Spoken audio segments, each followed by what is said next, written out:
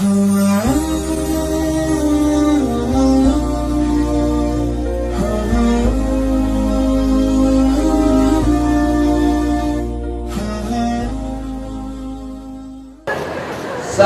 selalu ketiduran tak dapat sholat subuh.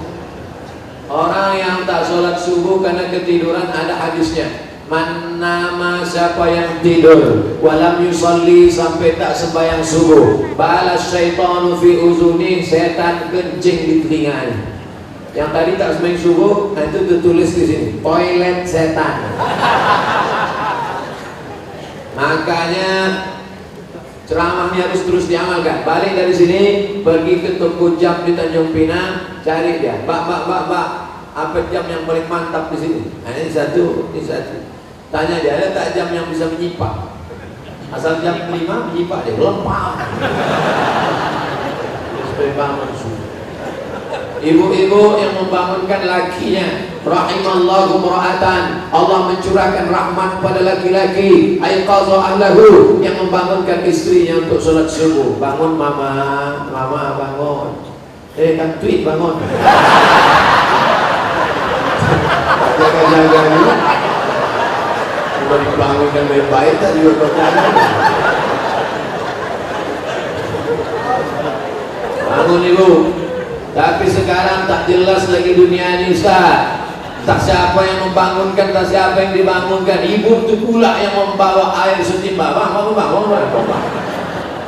Yang aslinya kalianlah laki-laki yang membangunkan perempuan. Tak satu dua perempuan mengadu melapor, Ustaz, kusangka dulu kalau nikah sama dia aku bahagia. Dia PNS golongan 4A, gajinya banyak, tunjangannya hebat, rumahnya besar, mobilnya mewah. Ternyata setelah nikah sama dia menderita, Ustaz, macam tidur sama babi hutan.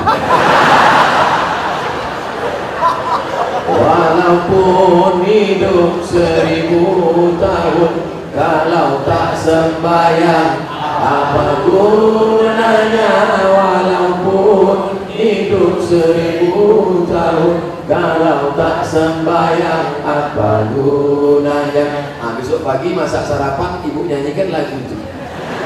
Walaupun hidup 1000 tahun, sampai ngacau aja. Walaupun hidup. Oh, nyindir lagu ya? Aku tak ada nyindir.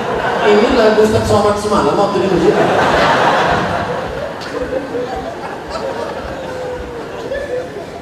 Ustaz, apa sah laki-laki sholat di rumah tapi tak di masjid?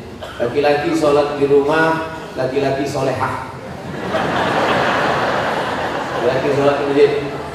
Ini masjid kota Tanjung Pinang dibangun tapi tidak sesuai lagi dengan kota. Tidak sempat lagi bisa dilebarkan, parkir sudah sulit, masyarakat tertampung lagi. Makanya mesti dibangun nanti di lokasi yang baru, masjid yang lebih besar lagi. Amin. Yang ini tetap ramai, yang sana tetap ramai. Tengoklah, tak muat lagi orang sholat. Orang Tanjung Pinang ini kaya-kaya, tiang masjidnya emas.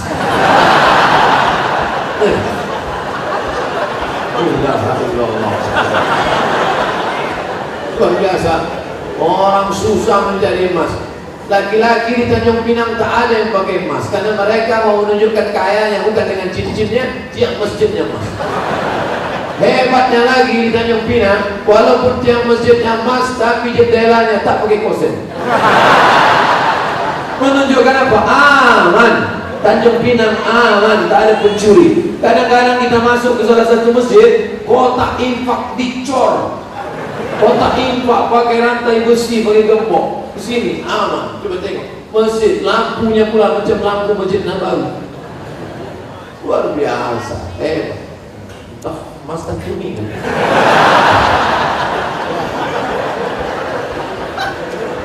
Apa maksud saya?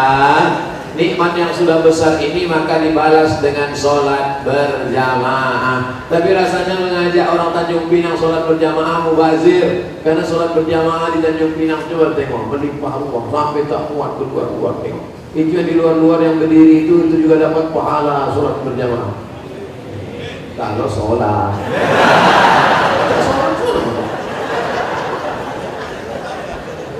layan tayanna, mereka yang tak datang ke masjid jangan ulangi lagi.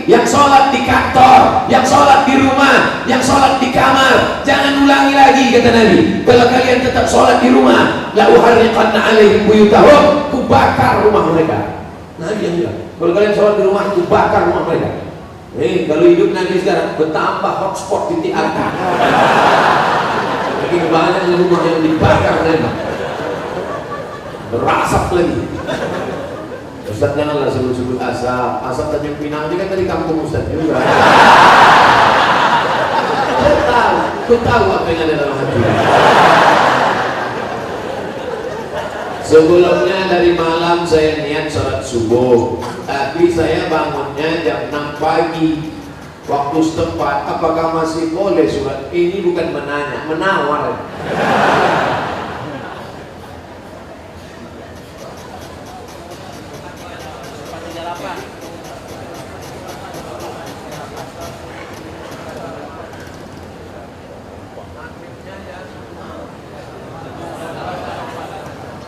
Kalau maghribnya jam 6 lewat 4, kalau maghribnya jam 6 lewat 4, kurangi 15 menit. Begitu cara mengukur isyraq. Boleh sholat sunat isyraq itu 15 menit lewat surut. Surut matahari terbit.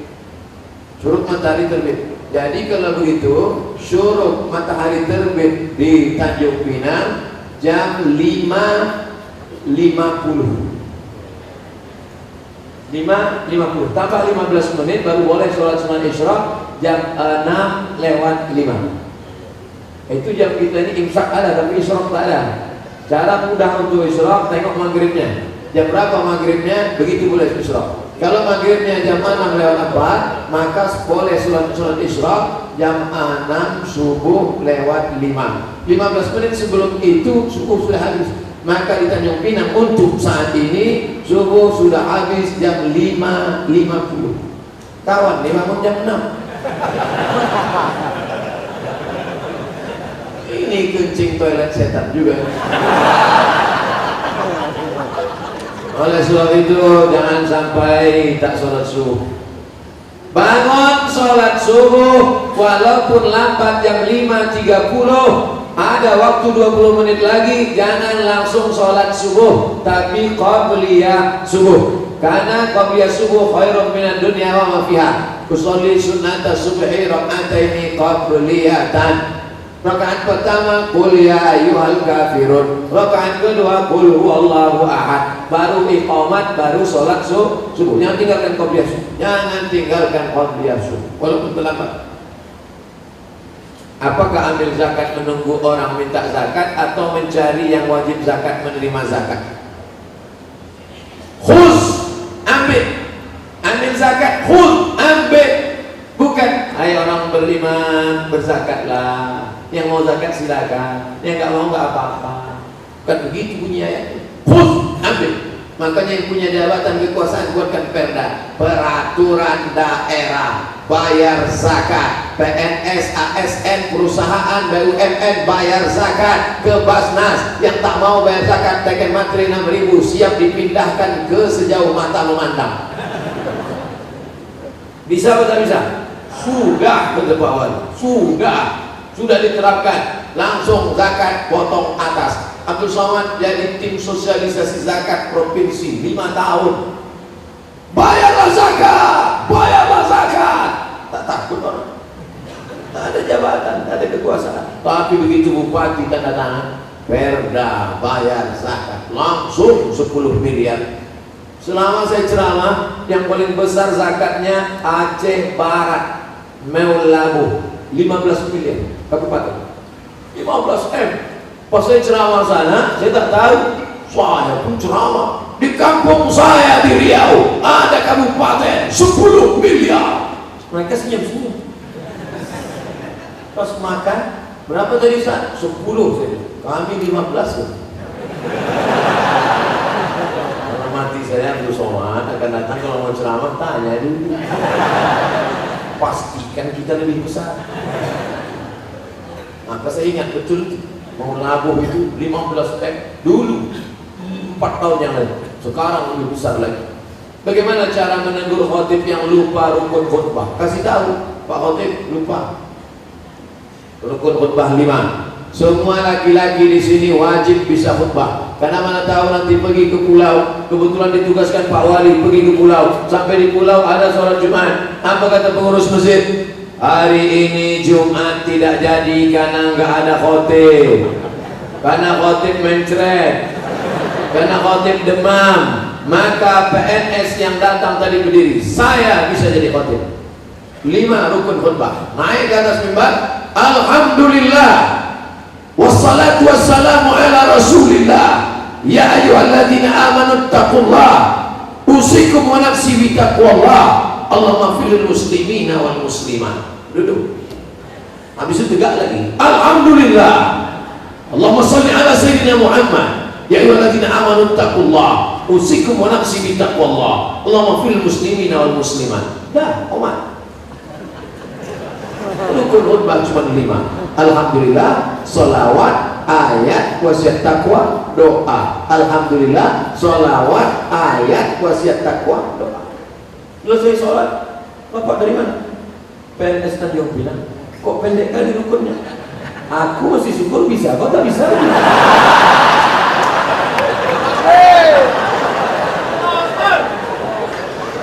Nah, insya Allah selesai ceramah ini semua PNS ASN Tanjung Pinang bisa jadi khotib, betul? Sependek itu pun ada juga yang ragu. Naik ke atas, nanti latihan dulu, karena kadang walaupun kita hafal, karena grogi naik ke atas hilang juga ini. Pas naik ke atas, alhamdulillah, wassalatu wassalamu ala rasulillah. Ya ayyuhalladzina amanu taqullah, usikum wa nafsi bitaqwallah. Allahumma fil muslimin wal muslimat. Duduk. Karena khutbah mesti 2. Bisa naik lagi. Alhamdulillah. Diulang balik, jangan buat naik lagi sama macam tadi. Apa pendapat Ustaz tentang film The Santri yang tidak mencerminkan kehidupan pesantren yang sebenarnya dan disutradarai oleh Livi Zeng yang kontroversi itu? Lain mancing-mancing ya.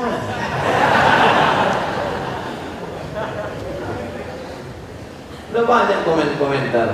Ikuti aja yang udah ada. Saya yang beban lama aja belum selesai.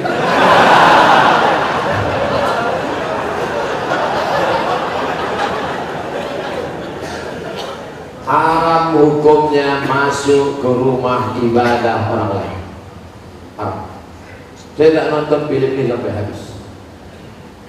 Baru menengok trailernya. Tapi di dalam itu yang bisa saya komentari, pertama masuk ke rumah ibadah. Karena Nabi tak mau masuk ke dalam tempat fihi surah wa tamathil, kalau di dalam itu ada patung berhala. Maka dalam Islam mazhab Syafi'i mengharamkan masuk ke dalam rumah ibadah di dalamnya ada berhala. Mazhab Syafi'i.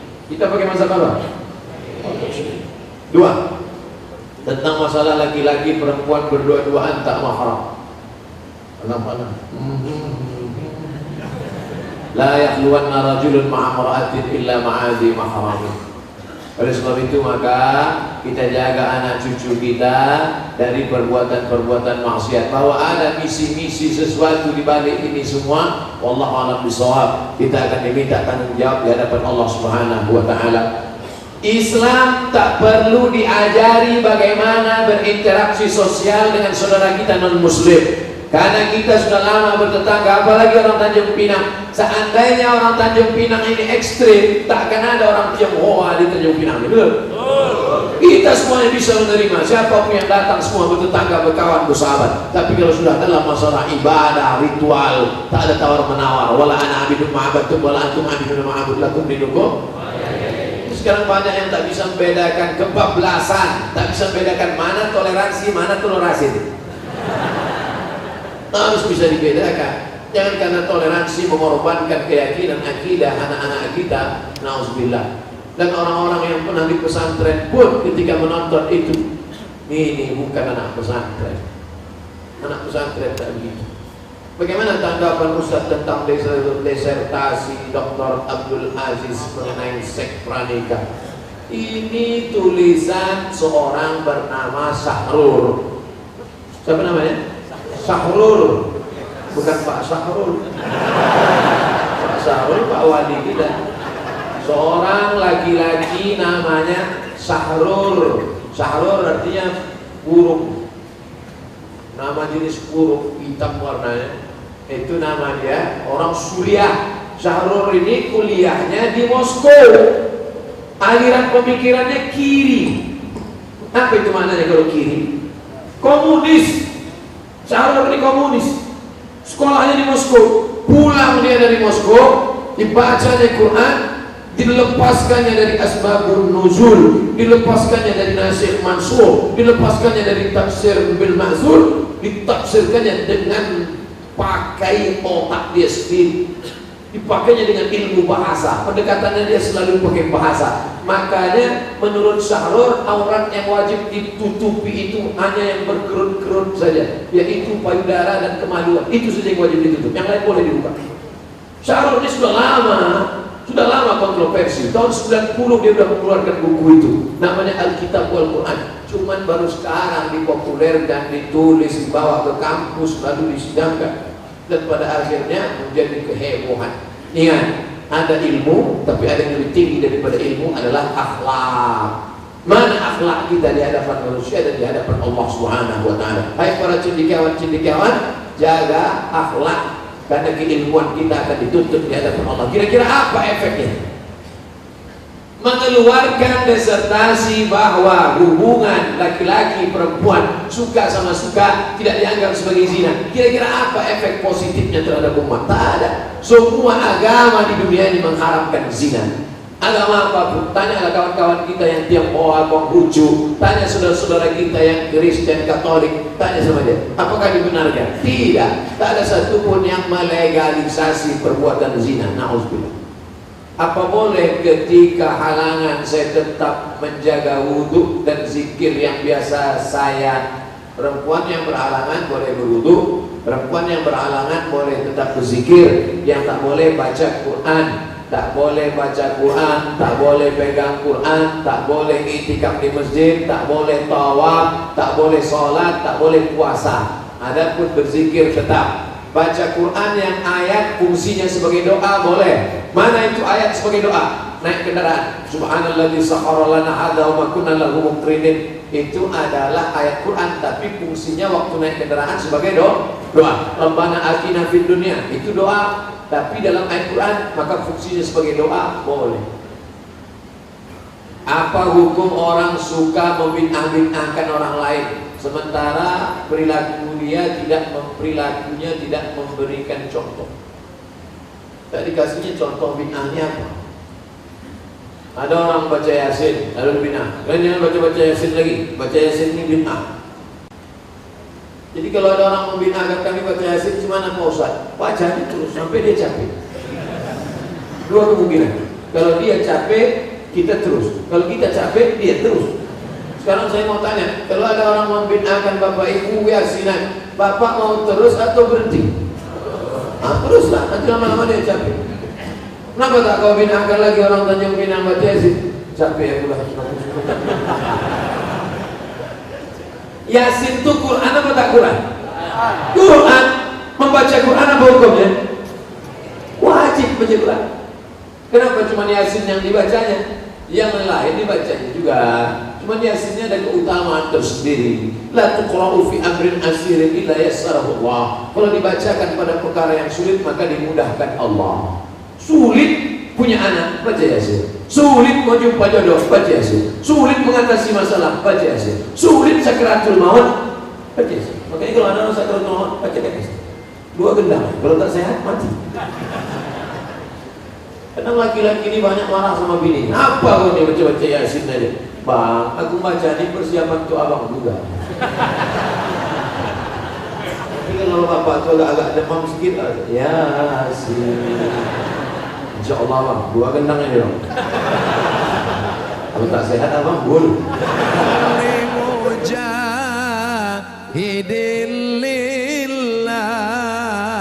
Bi ahlil badriyah